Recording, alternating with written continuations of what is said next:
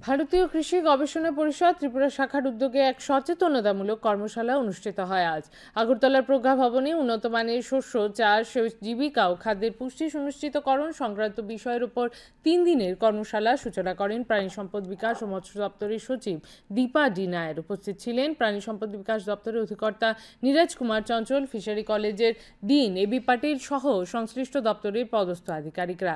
কৃষকদের আয় দ্বিগুণ করার লক্ষ্যে তাদের উন্নত মানের বীজ দিয়ে কিভাবে আরও বেশি করে চাষাবাদ করানো যায় সে সম্পর্কে সচেতন করার উদ্দেশ্যেই এই কর্মশালার আয়োজন বলে জানিয়েছেন আইসিএআর রাজ্য শাখার প্রধান ডক্টর ইউবি চৌধুরী। প্রজ্ঞা ভবন প্রাঙ্গণে কৃষকদের উৎপাদিত পণ্যের স্টল খোলা হয়। রাজ্যপাল ইন্দ্র সেনা রেড ডিনালু অসুস্থ থাকায় ওনার প্রেরিত বার্তা পাঠ করে শোনান শ্রী চৌধুরী।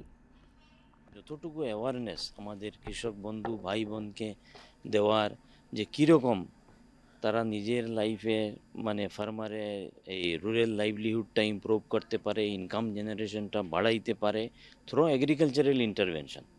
আর আজকের এই স্পেসিফিক প্রোগ্রামটা হচ্ছে ক্রপ ইমপ্রুভমেন্ট, মানে খালি ক্রপ নিয়ে কীরকম আরও উন্নত প্রজাতির বীজগুলা, কাল্টিভেশন কীরকম, চাষ কীরকম করতে হয়, উন্নত পদ্ধতি, এইগুলা সমস্ত কিছুতে আমরা আজ মানে 3 দিনের প্রোগ্রাম রেখেছি।